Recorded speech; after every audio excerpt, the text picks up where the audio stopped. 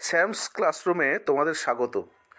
তোমাদের প্রত্যেককে আমি আমার ভালোবাসা জানিয়ে আজকের এই পর্বে ক্লাস 11-এর যে প্রবন্ধ দুটি আছে, সুয়েজ খালে হাঙর শিকার ও গ্যালিলিও, এর আগের ভিডিওতে আমি সুয়েজ খালে হাঙর শিকার থেকে গুরুত্বপূর্ণ প্রশ্নগুলি আমি দিয়েছি, যেগুলি তোমাদের 2024-এর ফাইনালে অবশ্যই আসবে। আজকের এই পর্বে আমি তোমাদের গ্যালিলিও থেকে যে সমস্ত গুরুত্বপূর্ণ প্রশ্ন আসবে পরীক্ষায় সেগুলি আমি তুলে ধরছি। তোমরা যে কোনো একটা প্রবন্ধ কিন্তু করতে পারো, আমি আবার বলছি, কারণ দুটো প্রবন্ধ থেকে দুটো প্রশ্ন আসবে, যে কোনো একটা করতে হবে। এর আগের ভিডিওতে বলেছি যে সুয়েজ খালে হাঙর শিকারের সব কটা কোশ্চেন করলে আর গ্যালিলিও করা লাগবে না। আজ বলছি গ্যালিলিও করলে, এই যতগুলি প্রশ্ন আমি দিয়েছি করলে সুয়েজ খালের আর প্রশ্ন করতে লাগবে না। যারা করতে চাও দুটি থেকে তারা অবশ্যই করতে পারো, তবে সেগুলো প্রথম দিকে যে 4-5টি করে কোশ্চেন আমি দিয়েছি সেগুলো করলেই হবে। তাহলে শুরু করি। নিজের দূরবীন দিয়ে গ্যালিলিও অনেক নতুন আবিষ্কার করলেন। এই যে লাইনটি দিয়ে আমি প্রশ্ন করছি, এর যে উত্তর, এগুলি অনেকগুলি লাইনের সঙ্গে সম্পৃক্ত। বিভিন্ন লাইন দিয়ে এই প্রশ্নটির উত্তর একই হয়। তাহলে দেখো, গ্যালিলিও কী কী আবিষ্কার করলেন, এইসব আবিষ্কার সনাতনপন্থীদের মনে কী প্রভাব ফেললো। এরপরে একই উত্তর হবে। এটা দেখো ঘুরিয়ে এসেছে, গ্যালিলিও প্রবন্ধ অনুসরণে গ্যালিলিওর বিজ্ঞান সাধনার পরিচয় দাও। দূরবীন আবিষ্কার হয়েছিল বলেই তিনি বিভিন্ন বিশ্ব সমীক্ষার যন্ত্র পেয়ে বিভিন্ন আবিষ্কার করেছেন, তাই এই বিজ্ঞান সাধনাটা এর মধ্যে ঢুকে গেল। এরপরের যে প্রশ্ন হচ্ছে 1609 সালে ঘটলো এক নতুন ব্যাপার। নতুন ব্যাপারটি কি? অবশ্যই হল্যান্ডের দূরবীন আবিষ্কারের সাথে সাথে গ্যালিলিওর দূরবীন আবিষ্কার। দূরবীন আবিষ্কার দিয়ে গ্যালিলিও তার বিজ্ঞান সাধনা করেছিল। তাহলে এটিও একই ধরনের। তাহলে নতুন ব্যাপারটি কি? গ্যালিলিও কিভাবে নতুন ব্যাপারটির সঙ্গে জড়িয়ে পড়েছিল তার সংক্ষিপ্ত পরিচয় দাও। এর পরের প্রশ্ন, এবার গ্যালিলিও পেলেন হাতের মধ্যে বিশ্ব সমীক্ষার এক প্রধান যন্ত্র।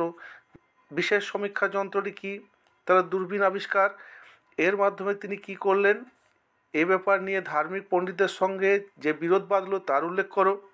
এরপরের যে প্রশ্নটি আছে, ক্যাথলিক খ্রিস্টান যাজকদের সঙ্গে গ্যালিলিওর বিরোধের কারণ কি? গ্যালিলিওর জীবনের শেষ 9 বছর যে অবস্থায় কেটেছিল তার বর্ণনা দাও।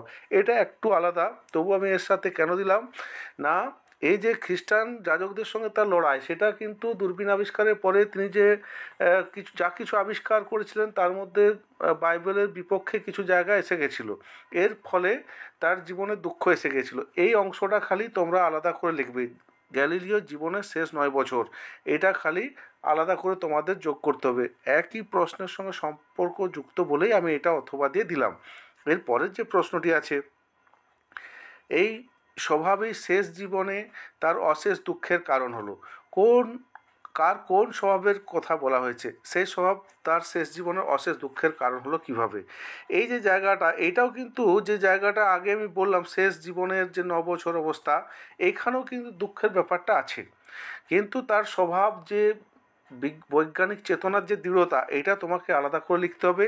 তার সঙ্গে এটাও কিন্তু সম্পর্কযুক্ত। অর্থাৎ দেখা যাচ্ছে যে বেশিরভাগ ক্ষেত্রেই যে এমন কিছু প্রশ্ন যেগুলো পরীক্ষায় আসে তার উত্তর কিন্তু প্রায় একই হয়।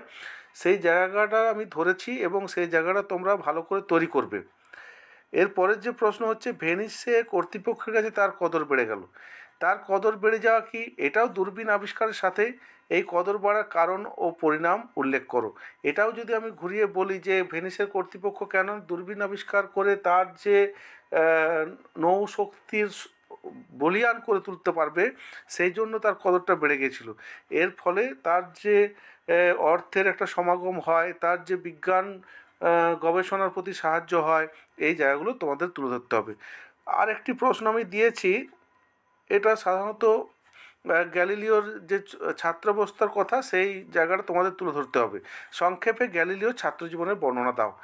এই 4টি প্রশ্ন ভালো করে পড়বে, অবশ্যই পড়বে, আর পরীক্ষাতে এর থেকেই চলে আসবে। এছাড়াও আমি তোমাদের দুটি প্রশ্ন আলাদা করে দিয়েছি, সেই দুটি প্রশ্ন একবার চোখ বুলিয়ে যাবে। তার বিরুদ্ধে ষড়যন্ত্র গোপনে কাজ আরম্ভ করলো। কারা কি ষড়যন্ত্র করেছিল? এই ষড়যন্ত্র গ্যালিলিওর জীবনে কী প্রভাব ফেলেছিল? অর্থাৎ ষড়যন্ত্রটা যারা যারা করেছিল গ্যালিলিওর বিরুদ্ধে, সেই ঘটনাটা তোমাদের তুলে ধরতে হবে। এ সত্ত্বেও পৃথিবী চলমান, কোন পরিস্থিতিতে ও কেন গ্যালিলিও একথা বলেছিলেন ব্যাখ্যা করো।